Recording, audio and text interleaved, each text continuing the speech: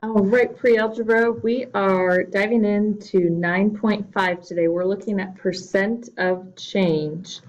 So that is our topic for today. We're going to be looking at percent of increase and percent of decrease. And really both use the same formula, so that's the good news. So your learner's question could be something like, how do I calculate percent of change or percent of increase and decrease? So let's take a look at it. For our formula, it's really just two steps. We are going to subtract two amounts and divide them by the original. So our numerator is going to be the amount of change. So either the amount of increase or the amount of decrease divided by the original amount. And I will show you how easy this is. So we are going to identify the percent of increase in each situation. So in month 1, the record number of push-ups was 15 and 100 was the record for crunches. In the second month, the record was 30 push-ups and 114 crunches. So if I want to calculate the percent of increase in each of these categories, then I need to take my two amounts and subtract them, and that's going to help me find my amount of change. So for the push-ups, I started with a record of 15 and it increased to 30. So I'm going to take those two amounts, 30 minus 15, and that's going to tell me the amount of change, and I'm going to divide by the original amount, which is 15, because that was my first month's record. So I'm going to do 15 over 15 when I simplify, which we all know that 15 fifteenths is the same as 1 whole.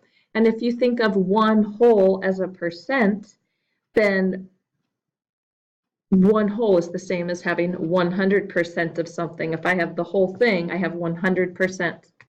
Or you can always take 1 and multiply it by 100 to get your percent. So we have a 100% increase in push-ups. For crunches, I need to find my amount of change. So my first record was 100, my second record was 114. So I'm going to subtract those two, and that's going to give me the amount of change. And I'm going to divide that by my original amount. Well, of course, the amount of change, my record increased by 14 sit-ups, and I divide by the original amount, 100. 14 100ths, I know to be 14%. So while we had a huge percent increase in the push-ups, only a 14% increase in the crunches. So really, two-step problem, subtract and then divide, and you've got your percent. So let's test it out with our frog question.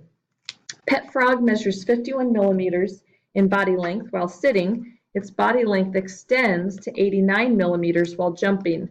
Find the approximate percent increase in body length of the frog from sitting to jumping. So again, I'm going to take my two amounts, and in this case, that is length. So 89 millimeters minus 51 millimeters. And I'm going to divide by the original length. So originally, the frog is sitting, and I know this because I'm looking from sitting to jumping. So that makes 51 my original amount. 89 minus 51 is 38. And 38 divided by 51 is 0.745. I'm going to look just at a couple digits here to help me round to the nearest percent. So I would round this then to about 75%. And remember, it says find the approximate. So I know that it's okay to round to the nearest whole percent here. So when we talk about what does it mean for a quantity to increase by 100%, and we need to explain our answer, we could refer back to our push-up situation here. We originally had a record of 15, and then it increased so that our record was 30. So in essence, we took 100% of 15 push-ups, and I added another 100% to that. So not only did we have a record of 15 push-ups, we had a record of another 15 push-ups. So if 15 push-ups is the initial record, 100% of that would be 15. So another 15 push-ups would be another 100%. So in essence, when you have 100% increase, you are more or less doubling your quantity. So let's take a look at a science connection. Mrs. Greaves will be so pleased. The force of gravity on the moon is different from the force of gravity on Earth. This means that an object has a different weight on the moon than it does on Earth. By what percent does an astronaut's weight decrease on the moon?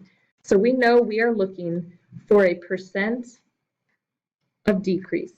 So I'm going to take my two amounts. In this case, it's weight. And I'm going to subtract the two to find the amount of change. On Earth, I weigh 154. On the moon, I weigh 25.5 pounds. I'm going to divide that amount of change by the original amount. Originally, on Earth, I weigh 154 pounds. So when I subtract this out, 154 minus 25.5 is 128 and 5/10. And I divide that by my original amount, which is 154.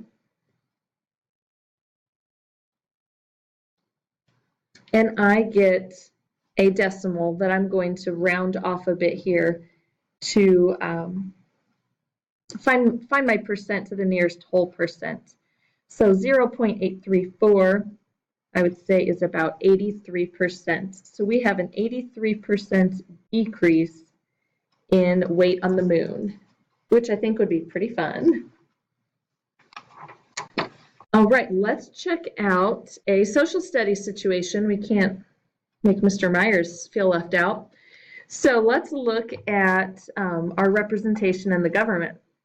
If every 10 years the U.S. government takes a census or survey of the population, one possible result of changes in population is that the number of U.S. representatives for a state may change. Find the approximate, so I know I may need to round a bit, the approximate percent decrease in the number of representatives for Michigan. So in 2000, we're looking at 15 representatives. 10 years later, we're looking at 14 representatives. So let's see the approximate percent of decrease. So I need to take my two amounts and subtract them to find the amount of change and divide by the original amount. The original amount when we're dealing with years is a lot easier because I'm going to take the earliest date.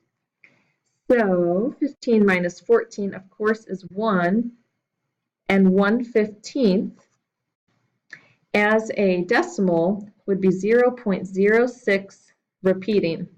So if I'm going to make this approximately, I'm going to round it.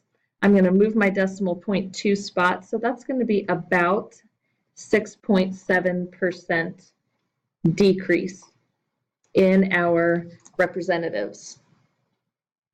And finally, because I know you're getting the hang of percent of change, we are going to now talk about how you could estimate this percent of change. If you're looking at this scenario here, where we have a flower that's originally 11 centimeters tall, and when we measure it on a later date, sometime after, it's now 20 centimeters tall. Notice this is definitely not drawn to scale. If this is 11, this is not truly what 20 centimeters would look like. But let's consider then, if I'm just trying to estimate here about how much this flower has grown, how much has the height changed. So I notice originally it's 11, and after it has finished growing, now it's 20. So I'm thinking in my head, okay, from 11 to 20, that's a change of 9 centimeters. So a change of 9 seems like a little bit less than the height of the whole flower, right? So 9 is, it's more than half, but it's not the full 20 either. So I know that it's kind of somewhere in between. So typically, if I'm going to estimate this, I'm going to think, is the amount that it grew, is that closest to 1/4, a half, or 3/4 of the new height? I know that 9 centimeters, that's definitely more than half of its original height. But it's not really 100% increase because it's not the full 11. It didn't double in height. So I know it's probably going to be somewhere in between 50 and 100%. So I could say that the amount that it grew is about 3/4 of its original height. So I might say that this is about 75% increase because the amount that it grew, which is 9 centimeters, is probably pretty close to about 3/4 of the total height. So if I went ahead and divided out 9 by 11, 9 out of 11 would be about 82%. And so that lets me know that that's pretty close to 3/4. So I think that's a pretty decent estimate. And that's really as close as you need to get on these. So let's look at another example here. If I'm just going to estimate, I'm going to try to be in the ballpark for the percent of change. And I have this balloon that originally holds 120 milliliters. And then after I've let some air out, now it's just holding 65 milliliters. Then I'm looking this time at a percent of decrease. So I'm noticing these two amounts, 120, and it's going down. When I see 120 and 65, I notice that that's a decrease of 55 milliliters. So that's almost, I've almost taken this and cut it in half. So if I know that 55 is about half of what it originally began as, I could say that this is about a 50% decrease. Now, if I actually want to solve this and kind of check my work here, then I could subtract the two.